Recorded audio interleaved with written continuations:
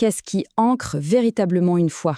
Dans la théologie islamique, en particulier dans la tradition chiite, la réponse se trouve dans les usul al-din, autrement dit les 5 racines de la croyance. Il faut les voir comme les fondations, invisibles mais absolument essentielles, sur lesquelles tout l'édifice spirituel repose. On parle souvent de fondement, c'est vrai. Mais le terme arabe usul veut littéralement dire racine. Et cette image, elle est hyper puissante. Alors pourquoi est-ce que cette métaphore de l'arbre est si centrale pour comprendre la foi? Eh bien, la réponse, elle est là, dans cette idée toute simple. La foi est un arbre. Ses racines, les usul, l'ancrent profondément dans la terre de la conviction. C'est elles qui le nourrissent, qui lui donnent sa force. Essayez de faire pousser les branches de la pratique, la prière, le jeûne, tout ça, sans ces racines profondes, c'est comme planter un arbre dans du sable. Il sera fragile, il ne tiendra pas. Il faut d'abord saisir le pourquoi avant de se lancer dans le comment. Notre exploration va se faire en 4 temps. On va d'abord regarder la nature de ces racines, ensuite on plongera dans la croyance au divin, puis on verra la chaîne de guidance qui en découle, et enfin on essaiera de comprendre le sens de tout ce voyage. Alors, allons-y. Commençons par le commencement, les racines de la foi. Pour comprendre comment tout ça tient debout, il faut d'abord examiner les fondations elles-mêmes. Au cœur même de ces racines, il y a 2 concepts. Ils sont inséparables et ils définissent la nature du divin, son unicité absolue et sa justice parfaite. Le tout premier fondement, le plus essentiel, c'est At-Tawhid. C'est vraiment le cœur battant de la spiritualité islamique. C'est bien plus que de juste dire « il n'y a qu'un seul Dieu ». C'est reconnaître que toute l'existence, tout le pouvoir, toute la beauté, tout ça vient d'une seule et même source, une source unique et absolue. Ça veut dire que l'univers entier, de la galaxie la plus lointaine au plus petit atome, est connecté à cette source unique.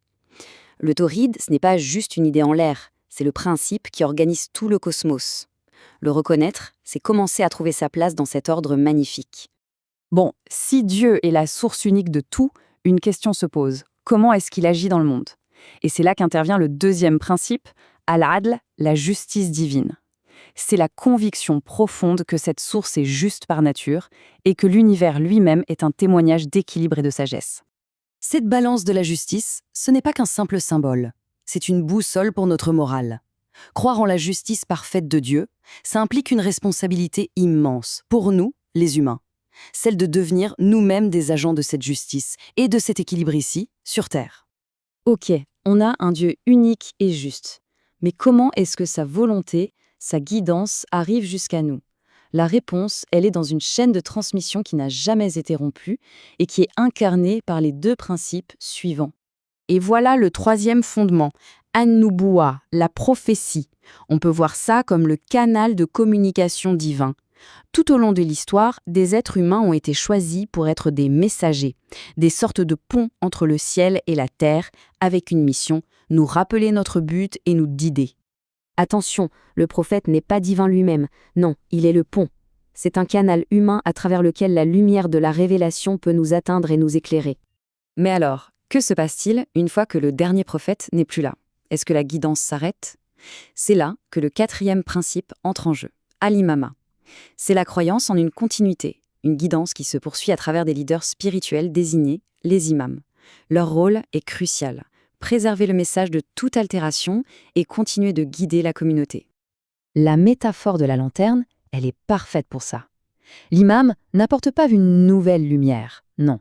Il porte la flamme originelle. Il éclaire le chemin qui a déjà été tracé par les prophètes, un peu comme un phare qui guide chaque génération à travers les tempêtes du temps. Unicité, justice, guidance, très bien. Mais tout ça, ça nous mène où? Quel est le but du voyage?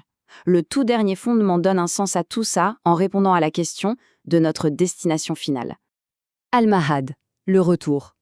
Ce principe affirme une chose fondamentale. Cette vie n'est pas la fin du film. La mort n'est qu'une transition, une porte. C'est la certitude qu'il y aura une résurrection, un jour où chaque acte, chaque intention, chaque parole sera pesée. C'est la promesse que rien de ce qu'on fait n'est vain. Et là, vous voyez, la boucle est bouclée. Le principe du retour, al-Ma'ad, c'est la promesse que la justice divine, al-Adl, dont on a parlé au début, s'accomplira de manière parfaite et totale.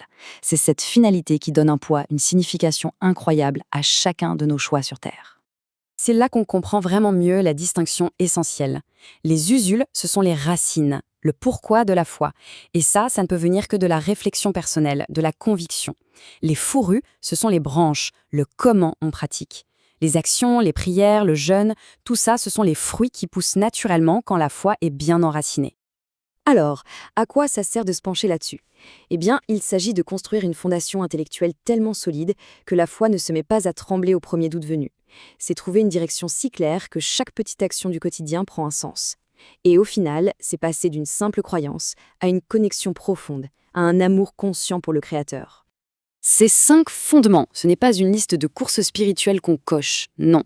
Ce sont les 5 piliers d'une structure unique, vivante. Si un seul d'entre eux manque, c'est tout l'édifice qui perd son équilibre. Ils sont complètement indissociables. Le cheminement devient alors très logique. Tout part de la connaissance de ses racines. Une fois qu'on l'a intériorisée, elle se transforme en certitude. Et c'est cette certitude, et seulement elle, qui peut inspirer une action qui soit juste et pleine de sens. Pour finir, une sagesse prophétique résume parfaitement l'essence de ce voyage. Celui qui se connaît lui-même connaît son Seigneur. L'étude de ces fondements, au fond, ce n'est pas seulement une quête théologique, tournée vers l'extérieur. C'est une plongée à l'intérieur de soi. Parce que connaître ses racines, c'est commencer à se connaître soi-même, et donc à connaître le divin.